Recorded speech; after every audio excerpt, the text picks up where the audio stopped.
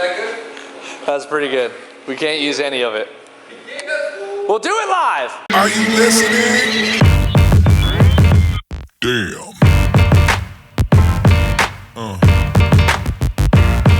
Yeah.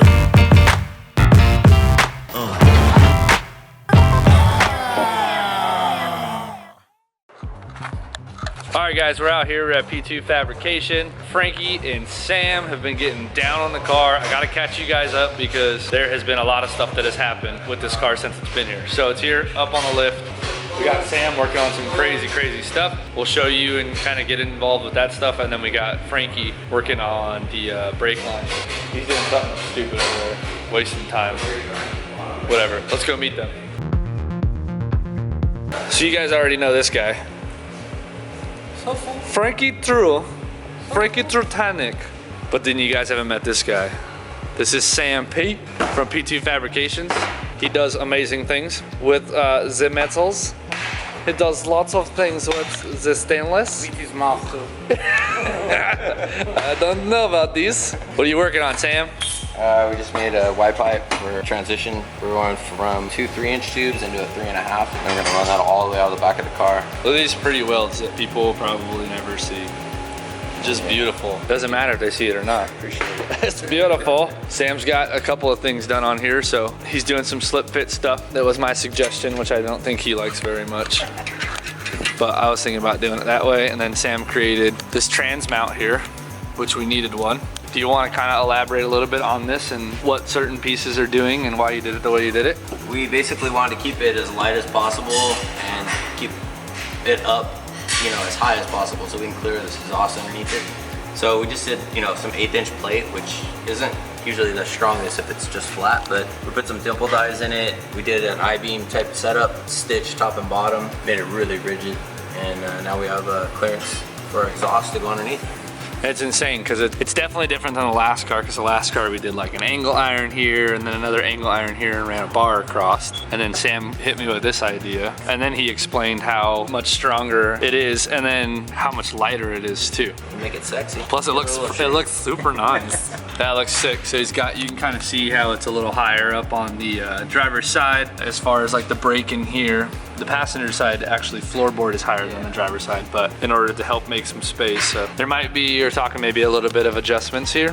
Yeah, maybe, we might trim a little bit more out of here. We got all this bracing up top that's gonna keep it strong. So we might take a little bit more out of here just to get this. Depends where we go with all this. We're still trying to figure it all out. Exactly how we want to do the Y pipe, 2-in-1.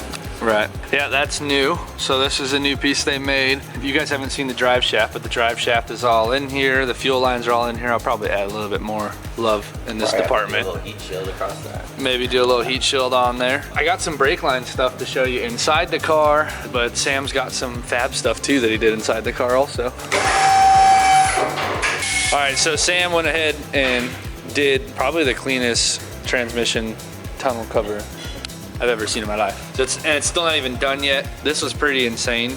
The tooling that goes into this, like there's this tool called, you use a shrinker right here, right? Yeah, certain areas we just shrink and stretch the flange to get everything to move. It's all one piece. Yeah. Which is kind of difficult to do. It's got a lot of shape. It has some round shape in the front. You know, this side the tunnel cuts back, so we had to put a little angle in there. The other side we had to blister it for the master. Oh yeah, let me go to the other side. Yeah. So it's got some blistering right here just to keep everything clearing. So that way we can just, you know, pull this off in between rounds wherever he needs. It can come right off. It just has Colicos in it right now just to hold it temporary. But yeah, we had somebody on Instagram ask, are those permanent? No. Yeah. No. But it'll get like 6 mil hardware just like throughout the rest of the car. We'll probably do some like anodized beauty washers, make it clean. Yep. It's gonna get a boot.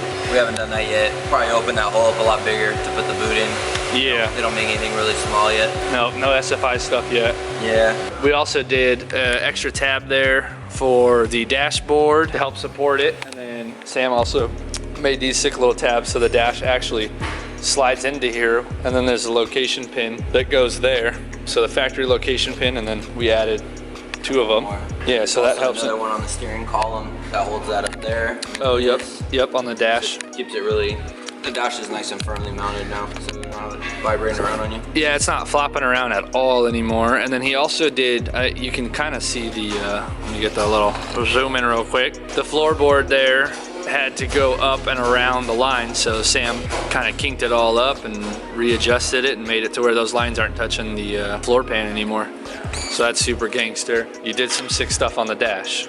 Yeah, the dash is cool. We also did a little panel for the firewall that we shaved. Oh yeah. It's still not in yet. This piece right here. It's all the hardware is already in there. Same thing, it just goes right here. It's got a lot of shape in it, but it just fits right there. Gets bolted in. Yeah, it's that firewall delete panel right there. Pretty clean. The heater core delete panel. Yeah, that's gonna be nice. So that's all sealed off. Now the engine's separated from the driver in the pilot cabin.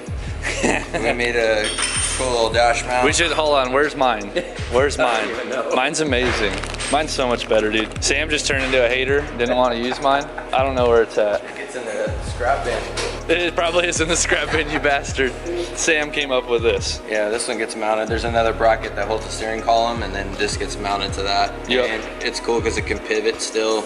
It sits right up against the dash nice. Obviously lightweight and stiff. Extremely with the support extra added into it. And then these are only flexing because they put rubber grommets, and the reason they do these isolators is because they don't want your electronics to be vibrating. Oh, there's some of those beauty washers. We got some. So I went for gold. They look a lot more orange than gold. Yeah, when you put other gold in there, they'll start looking like it. Yeah, right? And then we got this set up over here. There's the mount, that's the other one that goes to the steering column to help hold the dash in place. So we have this one, and then there's the one that goes back behind the airbag cover. We did this setup. Well, you did this setup. I didn't do this setup. Just a clean little panel, real simple, just blocked off the edges.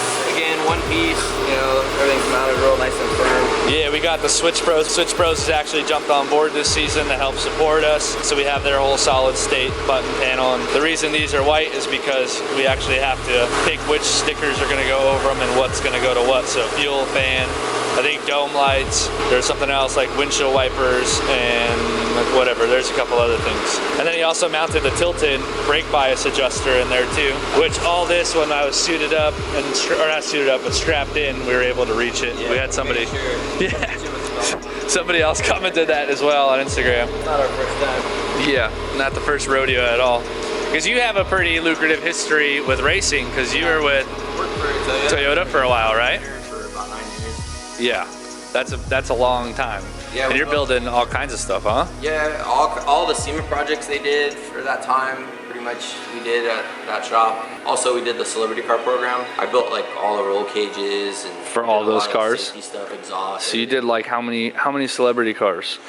23 of them or something. 23 roll cages, exactly the same. I mean, obviously they may have adjusted a little bit. Yeah, we're knocking them out, man. I had them like, so I was doing. I think I could get like 2 done in 3 days at one point. Holy crap! I had a template going and just yeah. But they were all nice and tight, tucked up. Headliners all made in them nice. Yeah. Wrapped. And, they were real clean. If you haven't seen, also Sam and Frankie are the duo behind Fastest Cars. They have the Buick, Frankie's Buick, which we'll do a video on Frankie's Buick when it comes back. Yeah. It's already done, right? Didn't they already get the tune kind of figured out? Yeah, it's pretty close. Just a rough tune. So we'll get Frankie's car and you can see some of Sam's sheet metal work, and that's kind of one of the biggest reasons we wanted to come over here, is because the proper boys can't do sheet metal work because they don't have any of the tooling, and you guys have everything, and then just gobs of experience with it, as you can see by just the paneling that's already in here. So we have to do, as you guys know, the whole shrouding on the back half of the car, which is going to be for the radiator and for the fuel cell, and it needs to all be separated from the driver compartment. So none of the coolant or the fuel or fire or whatever happens back here should be able to get to the driver. That's the rule of safety. And you've done a lot of safety stuff in your day. Yep. I think that's pretty much what we're gonna be doing with this. And then we were kind of talking about what we're gonna do with the back window for the venting. Yeah, you said you wanted to do about a little more than 3/4 of a clear window. And we're gonna kind of take this whole bottom quarter, open it up Right. there and do a fill somehow. Yep, do a fuel fill on that side. Basically just let it vent out through here and underneath the car. Exactly. I wish you had an example of like your sheet metal work with all the bead rolls and everything in it, but we don't really have anything. Does that have some? You really got to see Frankie's Buick. That's where the business at. True story, fool. I mean, we have stuff that's, you know, just quick examples, but Yeah. they're basic bead rolling and panels, nothing too fancy. And the bead roll for the people, which that's super sick. This was, I actually made a die for this, and it stamps it out in the press, so we just put it in there and did this for the Grand National. Basically where the battery box was, just to show you that it was, that's the power? The battery box. Yeah, we did a It's the power. I like that. Yeah. So what's the purpose of doing like a bead roll on something? It makes the panel rigid, so as you can see, it's a lot more right stiff. now. Yeah, it gives it a lot more strength, so it's not wallowing and vibrating. You're not getting that like boop, boop, boop, boop, yeah, boop exactly. type of thing. If you were to take this same gauge aluminum, I mean, you could just fold it in half and like. Because it's super thin, yeah. So you can take, again, the whole idea, taking something that's thinner, making it just as strong, if not stronger. Yeah, you keep the weight and down. keep the weight Still down. get the structure in it. Yeah, it's just clean, and that's like a mirrored setup. He did the SR20 240, Yeah. Jakey Poo's car. Yeah. And you have the paneling to where it's bead rolled, but it meets up with the roll cage. Yeah, I like to do that on a lot of the cars I do when I do the cages. I'll just take the door bars and I kind of just draw the door bar setup on the door panel, and then it looks kind of clean when the door is closed. You know, Oh, yeah. the X is like the tubes fall right in between. Yeah, it looks extremely It clean. makes a nice big X, and it looks pretty cool. We gotta do a whole video just on the Buick, and you guys just going over the Buick. No problem. Which I know Frankie wants to take the Buick to the burn yard. You better go watch some videos of what happens to the cars when they go in there, dude. It usually never ends well. Yeah. You got some expensive tires on there to burn off on that thing. Yeah, hell yeah, that thing's insane. What episode of Fastest Car are you in? Season 2, episode 5. You'll get to see this guy do some wheeling, and then the car that this guy built. Well, don't spoil it for everybody. So Frankie and Sam are here now at P2. This is what you do. This is it. Yeah. This is your business. Yep. I mean, we cover everything. I mean, we do off-road stuff, race car stuff, Yeah. hot rods, kind of everything. You know, we don't really specialize in anything other than just trying to do good quality. Make things go fast. Make things go fast. Yeah, I like that. Yeah, we try to make things go fast. Yeah. And then we have this, what are you? You're Croatian? Yeah. What does that even mean? Country. It's a country? I thought it was like a dish at like Olive Garden. Croatian salad. Have you some? Keep you some. The Croatian can show us some of the brake line stuff that he's been doing, because that's been getting intense. Everybody who's getting involved in building this project, because now this is like, you guys are like the third fabrication people who've helped us out. We have Proper, and then Garcia Custom Garage, and then now P2. Everybody has brought like their best to the table, and including all the sponsors and supporters in this car, which are making this car just insanely beautiful, reliable, and like structurally sound. So with all that being said, hopefully I don't jinx myself and like blow something on a dyno, but I don't think so. I think it's gonna be great. But the Croatian's here. Talk to us about your brake lines, bro. Well, they're there and they go to like different places.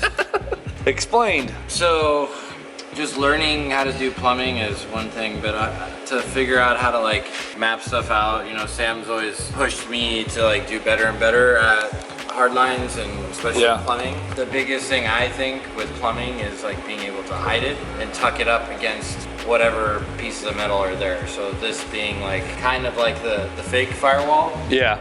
This is like a pocketed, there's a big pocket in here for the wiper motor mechanism and all that stuff. This one is a little trickier just because navigating this pocket, we had to bulkhead it kind of twice. So for the front, you have this line that shoots from the front, goes into this bulkhead, and then there's two separate bulkheads here that go into the engine compartment. Let me show the people that real quick. Yeah, you kind of see the T down here. Yep. And then where it splits into this bulkhead, and then bam, goes into another bulkhead up here. Into a bulkhead that's gonna go into here, which normally the factory one would be here, which is still there because I never took it off and they painted over it. So I'll remove all that and probably So the trick cut that behind tab off. doing plumbing, in my opinion, is take your time and map it out, and probably order like 30% more of the fittings that you're supposed to get, because stuff's gonna change. Once you start putting stuff in there, you're like, oh, this would be better with the 90, this would be better with the straight, this would be better with the 45. Right, because I think we've changed a few things already. Totally, like we didn't have this mapped out as the bulkhead deal. Like we weren't gonna double bulkhead the fronts. No, that But was it just gonna came come out through. way cleaner, and it's like everything has an intention. So like keep it away. So I didn't want to tee it here because of more radiant heat from the engine. So as the engine gets hot, naturally the heat wants to go with the motion of the car. To the back. It literally pushes all in the air. So I wanted to push these away from radiant heat. We're gonna sleeve these still. Yeah, Probably all this will be this sleeved. too, Yeah. just because it's right next to the header and it's gonna be hot. Super close. One might think that like your only brake that you need in drifting is your handbrake, which is total false. Like you No. need really good braking and consistent braking. The name of the game with any racing is just like having everything be as consistent as a feel as possible. So pedal feel has to be consistent. That little bit of like extra pedal pressure you might have to apply could be like the difference of winning or losing a race. Yeah, I think I've left foot braked in my last car with a booster and like ran out of boost and my pedal got all stiff. I was like, whoa, what the hell is that? Yeah, You do it in burnouts too all the time. Yeah, and then trying to correct that while you're driving. Right, in the midst of everything else you're trying to do. Super difficult. And then the other reason we mounted this bulkhead up here versus down at the factory location is these damn drift cars, they steer like forklifts. So these tires are doing, 60 plus degrees. Should we lift it and show them? Yeah. Let's do it. Steel doors. The fiberglass doors would never do that.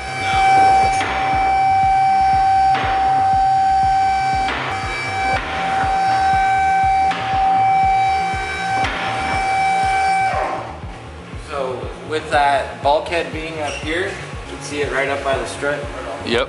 It's on the same plane as the strut, right? So if we were to use this, which is a factory location, which we're obviously gonna take out, it's just there because we feel sorry for it. It's gonna go up in the trash can.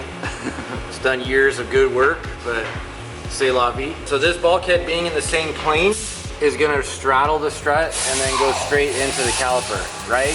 So when you turn this wheel, I think the steering column's loose. Yeah, it's okay. Anyways, you can see that the brake line's not going to change lengths because it's on the same plane, right? So all this stays the same. So when you're turning, you don't have to worry about your brake line getting all wadded up. So Either way. it's going to be all on the same plane. It's going to get fastened to this. This is like, I think, a sway bar. Yeah, that's the old sway bar tab for the BMW M3 and E46 actually. Both. So we'll use this nice little bracket here for our flex line. It's like to secure it to there. Whether For our zip tie. yeah, race grade zip ties. Race grade, they'll be Not Harbor Freights. with a steel band on the inside. That being said, this brake line, because you think about it, if you don't do that, and if you don't have it on the same plane, your brake line is going to have some slack in it, and then the next thing you know, it might shape the wheel. Yeah, And which if you these are. see any of these grip wheels, it could be like a circular saw. So like a wheel touching that at 100 miles an hour, that brake line's toast. So, Like that type of circular saw? yeah, like this. This is more of a rough cut if you're doing plywood and you need to rip through. Aluminum too. The plywood next ones rotors are we're good gonna aluminum. do is for more fine cut applications for Micah, particle board, all that dig it. kind of composite stuff. So it doesn't Composites. leave a jagged edge. Nice clean cut. This will leave a jagged edge on your fingers. I've actually gotten my finger just a little bit like snagged by it and it hurt. Yeah, Don't touch it. I mean, it looks cool and everything. Frankie started mapping this stuff out and pretty much the front end has dictated the flex lines for the rest of the car. So the thing with anyone that goes racing knows that like when you have a part break, it's always nice to have the extra part. Spare parts. Yep, especially like a $20 brake line. Yep. That would thoroughly suck to be out of commission. Like say you're in Atlanta and you need a flex line. It's Saturday night at like 5 o'clock. You're not getting your flex line. I broke this bolt right here. This is a specialty bolt by SLR, which they're not bad at all. I just had it in my car for 3 years. I broke that after qualifying first in my buy run, and that put me out for the weekend. And then I had the 6 bolts in the rear axle after qualifying first. Snapped as I was like backing out of the, like literally just backing out of the pit. It just snapped off, and I didn't have any spares. So I was out for the weekend after qualifying first. I did like really good at Irwindale and could not get into competition. It was terrible, and it's all spare parts. So the flex line obviously is designed to flex. Right. It's the one piece of plumbing on your car that moves the most because of whatever steering articulation or steering angle, compression of the shock and whatnot. What we did is we mapped out this line to go to the caliper in conjunction with all the other flex lines on the car. Right. So on this car, every single brake line is going to be a straight on one end and a 90 on the other, and 20 inches in length. Now we're going to do the same thing with the bleeder hose and the slave cylinder hose on the clutch, and then the 4 flex lines on the rear for the handbrake and for the actual foot brake. So all of them are the same exact hose.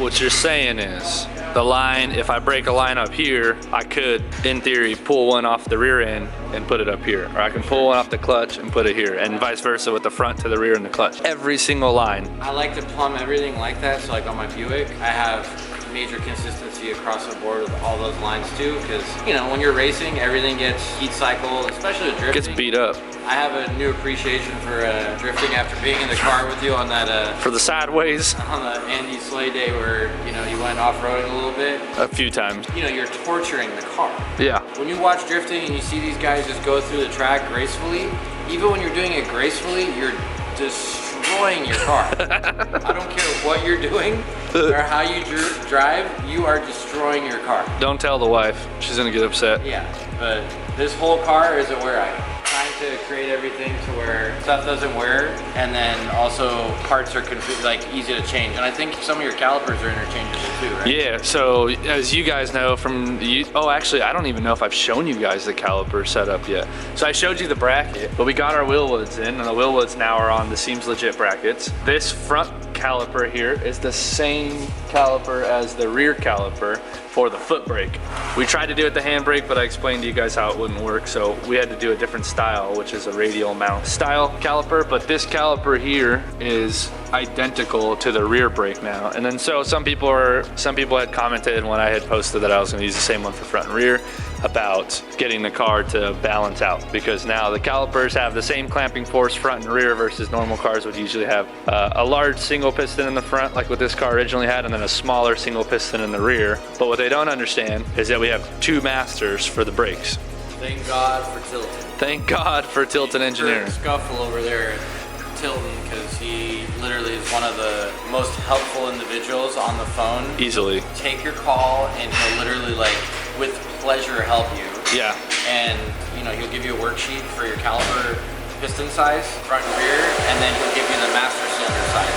So the way you compensate with all that is through your master cylinder size. Right. Front and rear. And then you also have remote bias adjuster too. Yep. The one in the dash there. You're able to adjust that, which again, so say you're at the track, one of your front calipers is leaking for whatever reason, you can literally plug one of your rear calipers, take it off and put it on your front, because you're probably gonna need the front a little bit more than the rear. Yep, which we've done before. And there you go, you have extra parts, like you're housing parts on your own car. Yeah, exactly. You know, as much as people might think that like Pro 1 and Pro 2 drivers have like infinite budgets, well, there are a few. Not all of them. Nowhere near all of them. Some guys, I would say like maybe like 6 out of that whole 6 out of like the 80 drivers or whatever that are in have Formula a Drift. decent budget. Right. Have good backing. You have to take in all those things into consideration, because this is like, as big as drifting is, it's still very grassroots. It's very, very young. You're still talking and still working deals. You're still negotiating stuff, like as in any other racing. Right. But this, like, I feel like drifting is like one of those types of racing that requires a very high skill level of driving, and then you're destroying stuff. When do you ever go in your passenger car that makes a ton of horsepower and just roast tires and be like, oh, it's cool, I got a whole another set of tires just sitting there. It's not the guy who makes 1,000 horsepower in a supercharged Mustang for 10 seconds leaving a car show.